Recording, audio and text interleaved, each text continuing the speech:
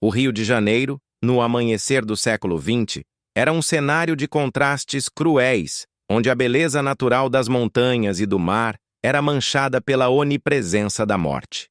A cidade, que deveria ser a joia da coroa da jovem república, era conhecida mundialmente por um apelido sombrio e devastador: o túmulo dos estrangeiros. O porto, outrora o coração pulsante do comércio sul-americano, transformara-se em um pântano de miasmas e desespero. O cheiro que pairava no ar não era a brisa salgada do Atlântico, mas o odor fétido de esgotos a céu aberto, lixo acumulado sob o sol tropical impiedoso e a decomposição de corpos que o sistema funerário mal conseguia processar.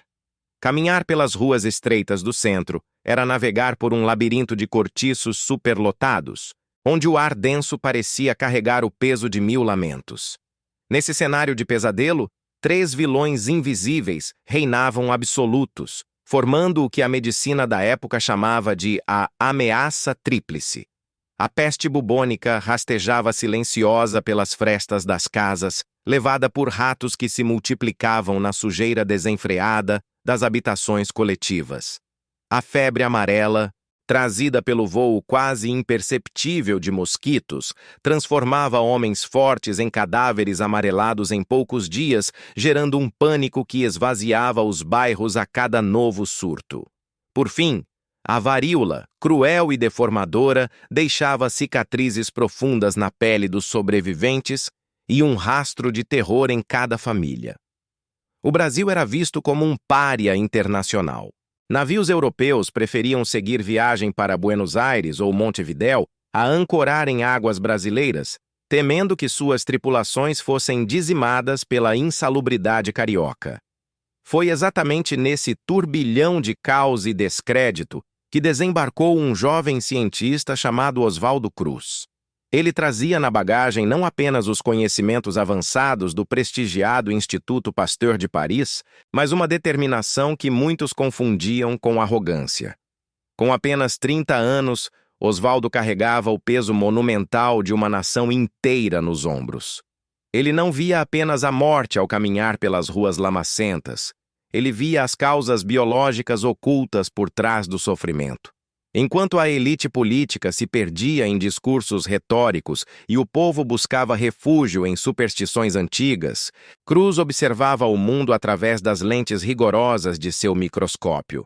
Para ele, o Brasil só alcançaria a modernidade se primeiro conseguisse vencer a guerra contra os micro-organismos. Sua motivação era alimentada por um desejo patriótico de transformar o país em uma potência científica, contrapondo-se ao olhar de desprezo que as nações ditas civilizadas lançavam sobre o território brasileiro. Entretanto, o caminho para a cura estava semeado de resistência feroz. O primeiro grande conflito não veio apenas das doenças, mas da mente dos homens. A elite política, apegada a velhos dogmas, olhava com profunda desconfiança para aquele jovem cientista que falava de higiene obrigatória e extermínio de vetores. Para os parlamentares e juristas da época, as ideias de Oswaldo Cruz pareciam violações das liberdades individuais ou, pior, delírios de um acadêmico que não compreendia a alma do povo. A incredulidade era a regra, e o ceticismo era a arma usada por aqueles que preferiam manter o status quo a aceitar uma revolução sanitária. O destino de Oswaldo Cruz e do Brasil mudou definitivamente quando o presidente Rodrigues Alves, desesperado para salvar sua gestão das garras das epidemias, convidou o cientista para assumir o cargo de diretor-geral de saúde pública. Oswaldo aceitou, mas com uma condição que chocou a sociedade. Ele exigiu poderes quase ditatoriais para agir. Ele sabia que a diplomacia e a sugestão haviam falhado por décadas. Agora era a hora da ação cirúrgica. Ao assumir o posto, a tensão no Rio de Janeiro atingiu níveis insuportáveis. Antes de continuarmos essa narrativa de coragem e conflito, inscreva-se no canal e conte para nós nos comentários de onde você está assistindo este vídeo. A sua participação é fundamental para preservarmos a nossa história. A aposta de risco de Oswaldo Cruz começou a ser sentida imediatamente.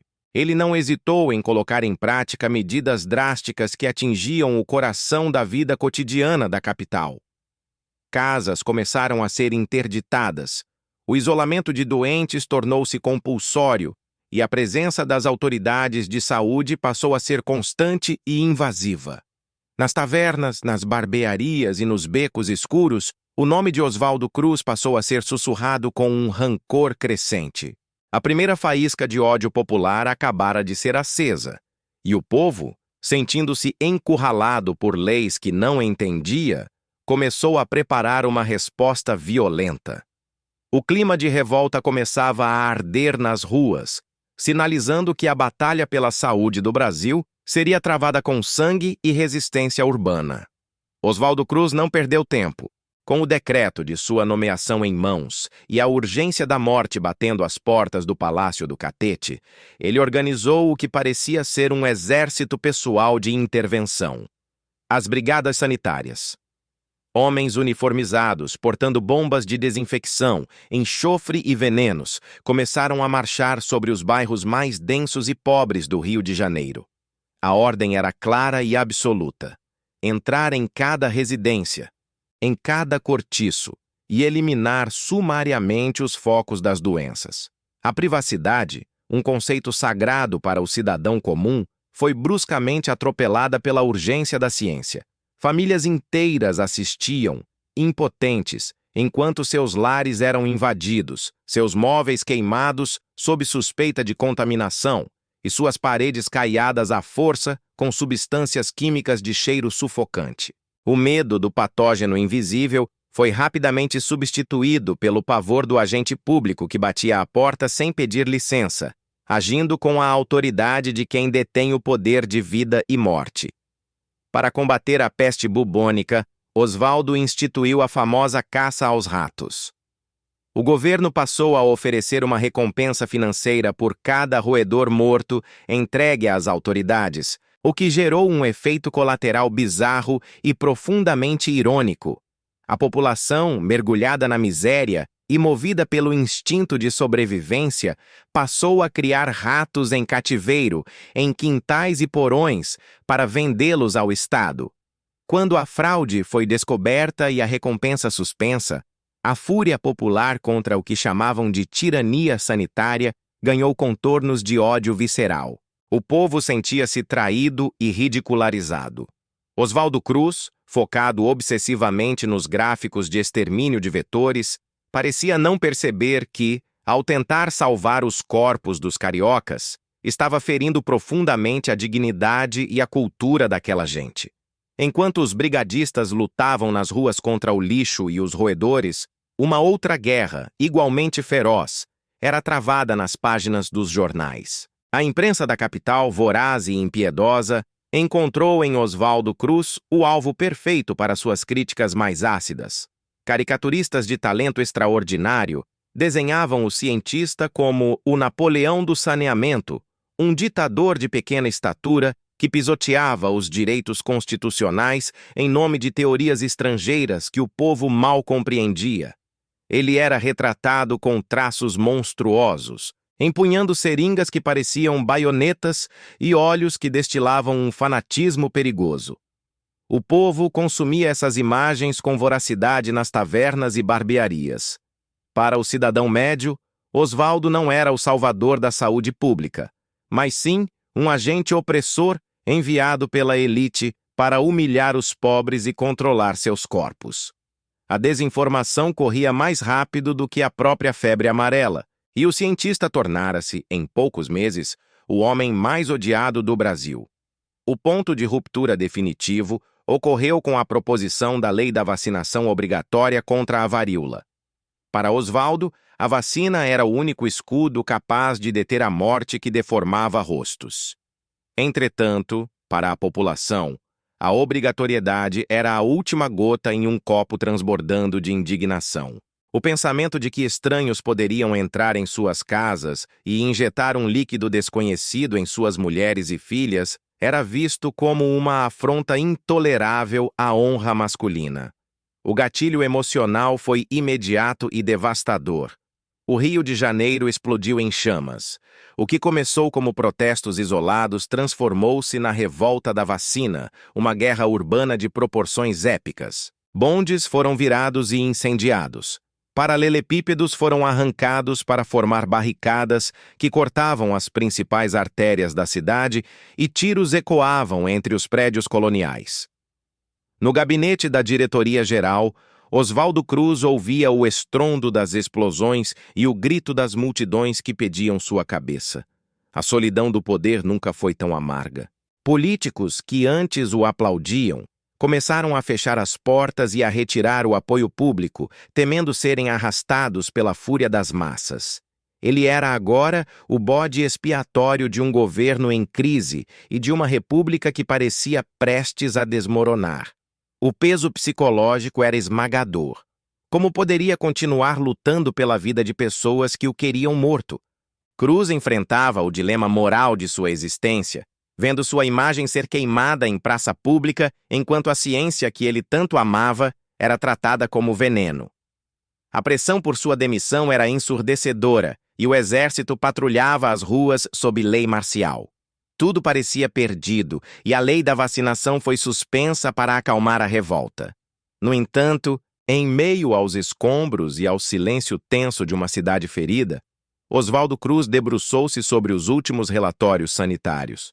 Seus olhos cansados percorreram as colunas de números e, de repente, algo o fez parar. Entre os dados de mortalidade e os registros de internações, um padrão inesperado começou a se desenhar. Era um sinal sutil, inegável para um homem de ciência. Apesar do ódio e das pedras, as suas medidas estavam, pela primeira vez, começando a vencer a batalha contra a morte. Os números não mentiam. E para um homem de ciência como Oswaldo Cruz, eles eram a única prece necessária. Enquanto as cinzas dos bondes incendiados ainda esfriavam nas ruas do Rio de Janeiro e o cheiro de pólvora se dissipava, o silêncio das enfermarias trazia notícias esperançosas. A febre amarela, a vilã que por décadas expulsou investidores estrangeiros e dizimou famílias inteiras, estava perdendo sua força destrutiva. O extermínio sistemático dos mosquitos, embora ridicularizado pela elite e pela massa, provava sua eficácia através de uma matemática fria. A peste bubônica também recuava, sufocada pela limpeza dos porões e pela guerra declarada aos roedores. Aos poucos, o clamor furioso das ruas deu lugar a uma observação cautelosa. A morte, que antes era uma vizinha onipresente, começava finalmente a bater em menos portas. A ciência, aplicada sob o chicote da necessidade, estava vencendo a guerra invisível que muitos julgavam perdida. O reconhecimento definitivo, contudo, não veio das vozes que o insultavam nas praças brasileiras, mas sim do coração científico da Europa. Em 1907, Oswaldo Cruz viajou para Berlim para representar o Brasil no Congresso Internacional de Higiene e Demografia. Lá, cercado pelas maiores mentes científicas do planeta, ele não foi visto como o ditador sanitário ou o Napoleão do saneamento, mas como um gênio visionário que realizara o impossível em uma nação tropical. Quando o Brasil foi anunciado como o grande vencedor da medalha de ouro, superando potências mundiais, o prestígio internacional calou a maioria dos críticos domésticos. O cientista que fora retratado em charges grotescas agora era um herói condecorado globalmente, forçando seus detratores a engolir o veneno amargo das próprias críticas, enquanto o mundo aplaudia o progresso brasileiro. Dessa vitória monumental, nasceu a semente de algo eterno. Oswaldo compreendia que a ciência brasileira não poderia depender apenas de esforços individuais ou de gestões políticas passageiras. Ela necessitava de um lar sagrado. Nas terras de Manguinhos, ele viu erguer-se o magnífico Palácio da Ciência, um edifício em estilo mourisco que parecia uma miragem de conhecimento em meio ao caos urbano. O Instituto Soroterápico Federal, que mais tarde levaria o seu nome, tornou-se o bastião da pesquisa nacional e da autonomia farmacêutica. Ali, sob as cúpulas ornamentadas, a produção de vacinas e o estudo rigoroso de patologias tropicais deixaram de ser uma dependência externa para se transformarem em uma força nacional. Manguinhos era o símbolo físico de que o Brasil não estava mais à deriva nas mãos do destino biológico, mas sim no controle de suas próprias curas. A ironia final manifestou-se em 1908, quando a varíola retornou à capital. Desta vez, não houve barricadas ou tiros. O povo, tendo testemunhado o recuo da febre amarela e da peste, não esperou pela obrigatoriedade para agir. Em uma reviravolta histórica que desafiava o ódio passado, as mesmas pessoas que antes lutaram contra as brigadas sanitárias agora formavam filas imensas, buscando voluntariamente a proteção da vacina. A confiança na razão havia finalmente substituído o medo da seringa. A educação pelo exemplo e pelos resultados palpáveis provara ser muito mais poderosa do que qualquer decreto.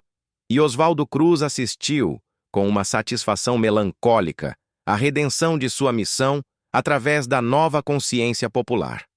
No entanto, o preço de sua dedicação absoluta e de seu patriotismo foi cobrado em sua própria carne. Anos de trabalho ininterrupto, sob pressão extrema e o estresse constante de ser o centro de uma tempestade política, minaram sua resistência física. Oswaldo Cruz, o homem que blindou uma nação inteira contra os vírus e as bactérias, não conseguiu proteger seus próprios órgãos da exaustão crônica. Em 1917, ele faleceu prematuramente em Petrópolis, deixando o país mergulhado em um luto profundo e sincero. A percepção pública completou sua metamorfose final. O vilão odiado fora sepultado como o pai da saúde pública brasileira e um mártir da ciência.